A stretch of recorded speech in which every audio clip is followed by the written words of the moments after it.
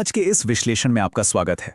जरा सोचिए, आप अपना शहर छोड़कर किसी अनजान जगह जा रहे हैं एक नई शुरुआत के लिए। लेकिन क्या हो अगर वो नई शुरुआत एक ऐसे भयानक दुस्वप्न में बदल जाए जिससे जागना नामुमकिन सा लगे। आज हम जिस सच्ची घटना का विश्लेषण कर रहे हैं वो ठीक ऐसी ही है। ये कहानी है एक ऐसे परिवार की जिनका भुवनेश्वर में एक किराए का घर ढूंढना उनकी जिंदगी की सबसे बड़ी और खौफनाक गलती बन गया। अब आगे बढ़ने से पहले एक सवाल है, क्या आप किसी ऐसे नए घर में सुकून से रह पाएंगे जिसकी ठीक ऊपर वाली मंजिल हमेशा के लिए बंद हो? और सिर्फ बंद नहीं, बल्कि अपने अंदर एक ऐसा राज छुपाए हो जो रोंगटे खड़े कर दे। ये सिर्फ कोई सुनी सुनाई भूतिया कहानी नहीं है, ये एक असल घटना है जो हमें दिखाती है कि कैसे थोड़ी सी सहूलियत के लिए हम अक्सर अपने सामने मौजूद चेतावनियों को पूरी तरह नजरअंदाज कर देते हैं। तो चलिए सबसे पहले बात करते हैं अनजान शहर में घर खोजने की। अब देखिए, पुलकित के पिताजी की नौकरी ऐसी थी जहां हर 3 साल में ट्रांसफर होना बिल्कुल तय था। इस वजह से पुलकित और उसकी बहन भावना को एक शहर से दूसरे शहर शिफ्ट होने की आदत सी हो गई थी। कोटा में जन्म हुआ, सिलीगुड़ी में बचपन बीता, यहां तक तो सब नॉर्मल था। लेकिन असली समस्या तब शुरू हुई जब पहली बार उनका ट्रांसफर उड़ीसा के भुवनेश्वर में हुआ। इस नए शहर में उनका कोई भी अपना नहीं था, ना कोई रिश्तेदार, ना ही कोई ऐसा लोकल इंसान जो उन्हें सही गाइड कर सके।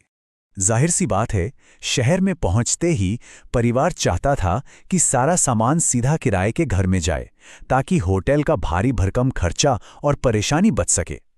ऐसे में उन्होंने एक ऑनलाइन ब्रोकर पर भरोसा कर लिया। ब्रोकर ने फोटो में एक बहुत ही शानदार, एकदम ready to move 3 BHK flat दिखाया था। लेकिन असलियत, जब वो वहां पहुंचे तो वो एक पुरानी जर्जर सी 4 मंजिला इमारत थी।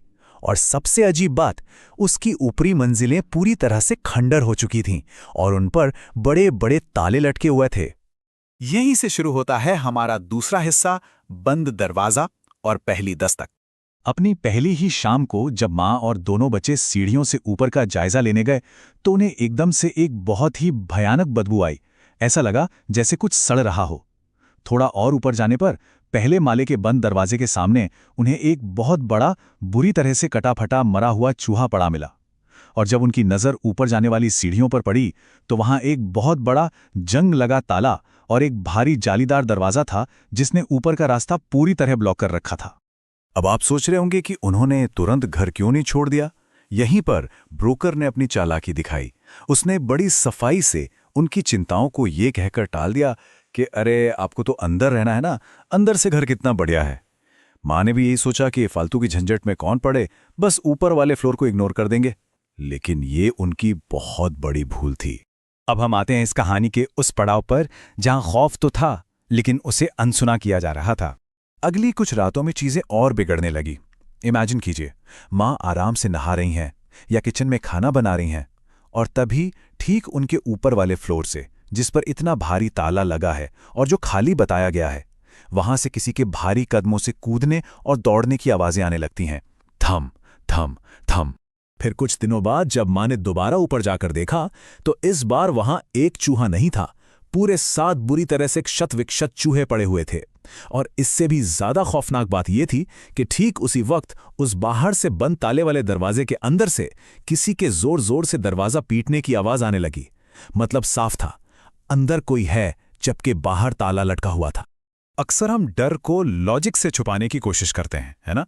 इतने डरावने सबूत सामने होने के बाद भी पुलित के पापा ने किसी भी पैरानॉर्मल चीज को मानने से साफ इनकार कर दिया। उन्होंने कह दिया ये सब आवारा कुत्तों का काम है जो चूहों को मार रहे हैं। उन्होंने बस सीढ़ियों पर एक लोहे का टेम्परेरी गेट लगवा दिया और बच्चों को डरा हुआ बताकर इस टॉपिक पर बात करने से ही मना कर दिया। और वो ब्रोकर, वो तो सीधा मुकर गया। उसने बेशर्मी से कहा कि ऊपर कोई रहता ही नहीं है, वो जगह उसके कंट्रोल में है और वो बस एक खंडहर है। लेकिन सबूत कुछ और ही कह रहे थे। अब सिर्फ मरे हुए चूहे नहीं, ऊपर वाले फ्लोर से रहस्यमय तरीके से नींबू, मिर्च और सड़े हुए नारियल नीचे गिरने लगे थे। ये इतने साफ इशारे थे जिन्हें जानबूझकर अनदेखा किया जा रहा था। और फिर आती है वो खौफनाक रात जब सब कुछ बदल गया। हुआ ये कि माता पिता एक कलीग की शादी में गए थे और पुलकित और भावना घर में अकेले थे। रात के ठीक 12 बजे अचानक उस इलाके की बिजली कट गई। जो कि बहुत ही अजीब था क्योंकि वहां लाइट जाती नहीं थी। और उससे भी ज्यादा अजीब ये था कि बिल्डिंग का ऑटोमेटिक जनरेटर, जो हमेशा लाइट जाते ही चालू हो जाता था, उस रात वो चालू ही नहीं हुआ। पूरे घर में एकदम घुप अंधेरा छा गया। अंधेरा होने के कुछ ही मिनटों के अंदर उनके ठीक ऊपर की छत से फिर से वही भयानक आवाजें आने लगीं। लेकिन इस बार ऐसा लग रहा था जैसे कोई बहुत भारी कदमों से जोर जोर से नाच रहा हो। धम धम धम धम।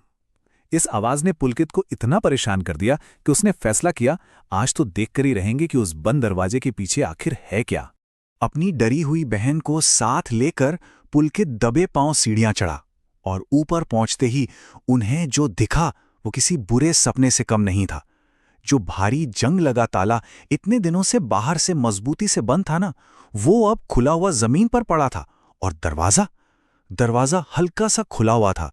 उन्होंने जैसे ही दरवाजे को धक्का दिया और अंदर देखा, सामने एक औरत थी, सफेद सूट पहने हुए, जो पूरी तरह से लाल गुलाल से सनी हुई थी। वो बहुत ही अजीब और विक्षिप्त तरीके से नाच रही थी। और फिर अचानक वो रुकी और पलक झपकते ही अपने सिर के बल उल्टी खड़ी हो गई। उसका चेहरा बिल्कुल उन दोनों भाई बहनों की तरफ था।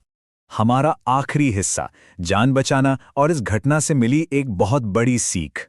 जरा सोचिए उन बच्चों की हालत, उनकी सांसें अटक गई होंगी। वो जान बचाकर नीचे भागे, खुद को पूजा घर में बंद कर लिया और पूरी रात डर के मारे सुन्न होकर बस हनुमान चालीसा का पाठ करते रहे। वो इतने खौफ में थे कि फोन उठाकर अपने पेरेंट्स को कॉल तक नहीं कर पाए। ये खौफनाक सिलसिला सुबह तक चला, जब तक उनके माता पिता घर वापस नहीं आ गए। इस पूरे विश्लेषण से हमें क्या समझ आता है? पुलकित ने अपनी ये कहानी सिर्फ डराने के लिए नहीं, बल्कि हमें आगाह करने के लिए शेयर की है।